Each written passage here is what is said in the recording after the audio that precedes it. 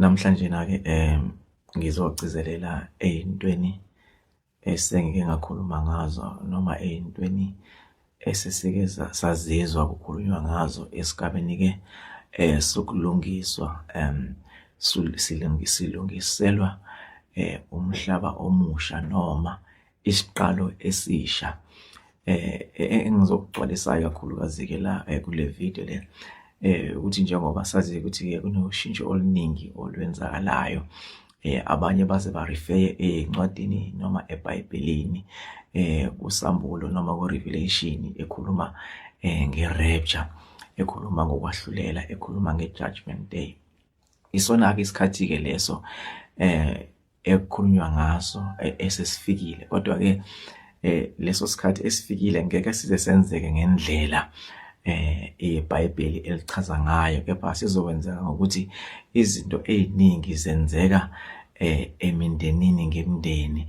Mhlambe masokhumbula-ke la ingakho uNkulunkulu akhuphule abantu abadala, mhlambe ukuthi ngiqale nje la ekutheni kunevideo engike ngayenza la ekhuluma ngokuba munye wethu esiphilayo nabantu abadala asebadlula emhlabeni, ukuthi abantu abadala, our ancestors, siyibona bayithi, okusho ukuthi emehlweni kaNkulunkulu, umdali wakho konke, umenzi wakho konke, siyinto eyodwa, siyafana, umoya okubona, umoya okuthina. Lokho okwenza ukuthi uma kunamaphutha esiwenzayo, uNkulunkulu makajaja noma mayejaja ngeke azajaje bona asiyeke thina. Mayejaja bona nathi siyangena kulokho kujajwa lokho. uNkulunkulu mayejaja thina nabo bayangena kulokho kujajwa lokho. Ingakho-ke uNkulunkulu ebakhuphulile kule minyaka edlulile kwaze kwaba nesigcizelelo onyakeni odlule. Siyakhumbula ukuthi ziningi izinto ezenzekile, ziningi imfundiso ezivelile la kuma-social media nasey'ndaweni nje lapho esikwazi ukuthi sikwazi ukucommunicate face to face nabantu uNkulunkulu abakhethile ukuthi basifundise. Beziningi-ke iy'mfundiso ebezikhona ebezisiyala ukuthi sishintshe indlela ebesizenza ebezingamjabulisi uNkulunkulu ebezingajabulisi abantu abadala asebadlule emhlabeni, ngoba uNkulunkulu bapha amandla ukuthi babheke iy'ndlela zethu njengoNkulunkulu bethu bokuqala emhlabeni. Awubheki kuphela umzali wakho lo uphila naye, kepha nabadlulile basabazali bakho ngoba baphila ngaphakathi kuwe, siyimsamu yabo. So le Judgment Day-ke noma le rapture le yenzeka-ke kusuka emuva kubantu abadala. Ingakho uNkulunkulu abakhuphulile ukuthi bazosilungisa ukuze makufika isikhathi lapho-ke kuqalwa kabusha bonke abantu emhlabeni noma sonke sabantwana bakaNkulunkulu siqale kabusha. Sesikushiyile okudala, awukushiyike okudala ungakuhlambulukile, ungakucelanga, ungakushongo ngomlomo wakho ukuthi uNkulunkulu ngenze 1 2 3 no 4 no 5. Ngicela-ke ukudlula khona kusale ngemuva ngiqala isiqalo esisha. Ingakho-ke kube ney'nhlambuluko ey'ningi emindenini ngemindeni, iy'nhlambuluko ebey'hlambulula thina esiphilayo, zihlambulula nabangasekho ngoba bahlambuluka kakhulu ngathi ngoba basebenzisa thina. Ingakho besibuyisa ukuthi sizobamela la emhlabeni ukuze sizokwazi ukuthi sibadlulele lapho bona abangakhonanga ukudlula khona besaphila, ngoba nje besiphila la emhlabeni nje umhlaba uhlangahlangene, mningi imimoya ekhona engcolile othi uyafika la emhlabeni uzokulungisa yona, ifike le mimoya yamadimoni noma le mimoya engcolile ifike iqumbe phansi, ugcina ungakwenzanga osuke uzokwenza, uhambe ubuyiswa ababuyiswayo bezolungisa. Ekugcineni kumele kugcine kulungile ngoba njengoba sishintsha nje nento abayibiza ngama-3D ikhathi ngeyikhathi mayishintsha, kukhona okumele kumele kusale ngemuva uqhubeka nokukusebenzelayo. So yileso sikhathi-ke samanje kulonyaka ekumele kusale konke ukubi kuyasala, noma kuthiwa yini embi engakusebenzeli. Usuka emuva izinto ezifana nemikhokha emindenini emibi, abantu bashona bengayihlambululi imikhokha, bashona ngemmese, imishado ayisebenzi emakhaya, iy'ngane ezalile emakhaya. Ziningi izinto njengoba kuyilona kuyiwona nje ekumele zisale zonke lezo zinto emuva bese siqala isiqalo esisha kusuka emuva kubantu basemakithi abadala kuze kufika kithi. Ingakho-ke babuyile ukuthi basilungise ukuze nabo bakwazi ukulungiseka izinto ukuze bakufika lesi sikhathi esikusona manje uNkulunkulu akwazi ukuba nomusa kubo ukuze nathi lowo musa loyo ufinyelele kuthina ukuze izinto zethu zilunge. Ingakho ke sizobona kakhulu ukufa okuningi, ukushona okuningi kuzobeke uNkulunkulu esejajile wahlulela usesondeza labo ke abahlulekile ukulalela, ngoba into kakhulu ngoNkulunkulu kumele ukwazi ukulalela, ukwazi futhi ukuhlukanisa umoya okhuluma kuwena, ukuphila lawo mandla ukupha lokho kuhlakanipha lokho wena ke okumele ukusebenzisa.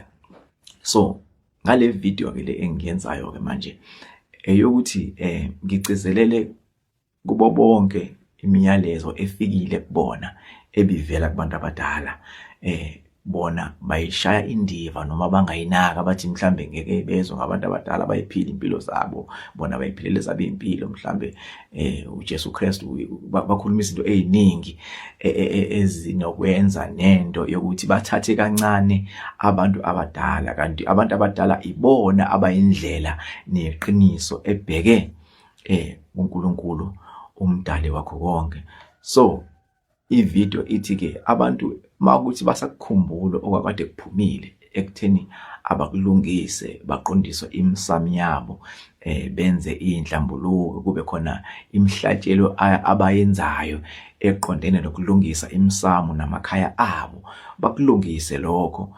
Sisekhona isikhathi ukuthi bangakulungisa futhi kube impumelelo, ngoba mangenjalo kuzoba ningi ukukhala emndenini eminingi, kodwa futhi kuzoba kuningi ukujabula kuleyo mndeni noma kulezo izingane ekwazile ukulalela okumanje iyalungisa, ilungisela ukuthi isikhathi ngoba sikhona, ngoba ngeke isikhathi yonke into yenzeke at once, kuzokwenzeka nje kancane kancane, ngoba uNkulunkulu usebenza ngeenhliziyo zabantu. Uzobheka ukuthi ke bayafisa ukwenza noma bayakwenza, amandla amancane abanawo bayazama ukuthi bakulungise lokho ukuze azokunika isikhathi ukuthi uqedelele lokho, bese ebuya ke esezojaja ke asezothula i-final judgment ekutheni umndeni wakini kusuka ebantwini bakini abadala benza amaphutha, uNkulunkulu abaphila ithuba lokuthi babuye kuwena, basebenzise wena ukulungisa lawo maphutha, baphumelele na ekutheni bawalungise lawo maphutha ukuze makujaja, ngoba ukujaja kwabo befeyila bona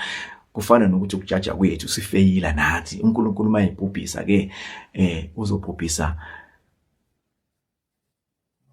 kwabaphilayo uphinde ku-affecte, uzobhubhisa kwabangasekho ku-affecteke nabaphilayo, njengoba ngishilo nje bangiqala ngathi siyinto eyodwa. Abantu abadala basemakithi baphila ngaphakathi kuthina, okwenzeka kubona kuyasi-affecta nokwenzeka kuthina kuyaba-affecta. uNkulunkulu siyinto eyodwa, ingakho kumele silalele, ngoba ukuvuka kwabo kuthina basuke sebebonile bona ukuthi nayi indlela ekumele ngabe sihamba ngayo, ekumele sithathe le ndlela le siyifake ey'nganeni zethu. Basuke befisa futhi ngakho konke abanakho ukuthi siyibone lento sisenalo ithuba lokuphila la emhlabeni ukuthi nayi indlela ekahle ekumele sihambe ngayo, bese thina ngokukhohliseka sikhohliswa izo zonke izinto ezisemhlabeni, sikhohliswa ugovernment ozuzwa noma ozuzwe ile mimoya engcolile ehlose vele ukuthi isiduse ukuze zingalungi izinto zethu, sihlupheka zidlala ukuhlupheka, bakwazi ukusibusa, bakwazi ukusigibela emakhanda, bakwazi ukusenzisa zonke izinto ezingayisi indawo kakhulukazi kuthina bantu abamnyama, okuyithina esaphazamiseka kakhulu ekutheni silahlekelwe okwethu noma silahlekelwe inkolo yethu, bese siphoqelela kweyabanye abantu noma kweyezinye izizwe. uNkulunkulu ke uzama ukusibuyisa ukuthi bantwana bami nakho la ekumele engabe nikhona ukuze ngikwazi ukunibusisa.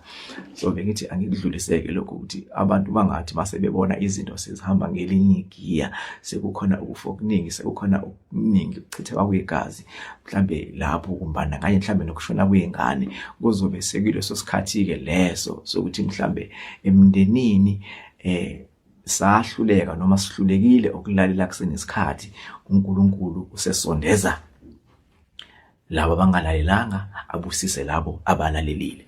So into ke leyo ezokwenzeka, kodwa ke sisekhona ke isikhathi ukuthi ke singaqala silungise esikukhumbulayo. Mawuthi awusakukhumbula okukhumulayo, bona ukuthi wenza kanjani, phuma uyofuna usizo, khuleka uNkulunkulu, hamba uye emsamo ucele ukuthi ke bakhanyise izinto enjengalezo, ngoba akusezoba khona isikhumbuzo manje esizofika mhlawumbe ngamaphupho ukuthi mntanami lungisa lokho. Sekuphelile isikhathi, sesiphelile isikhathi ukuthi ukhunjuzwe. Lokhu sakukhumbula umncane lihlala phe kwakho ukwazi ukuthi ukulungise. Mawuthi asakukhumbuli, hamba uyothola abantu abazokwazi ukukubonisa, ukukukhumbuza kusenesikhathi. Lokho kukodwa kuyowenza umahluko ezintweni ezizayo, ngoba ayizoba zinhle. Bengithi angicacise lapho ke enkosini bosisa.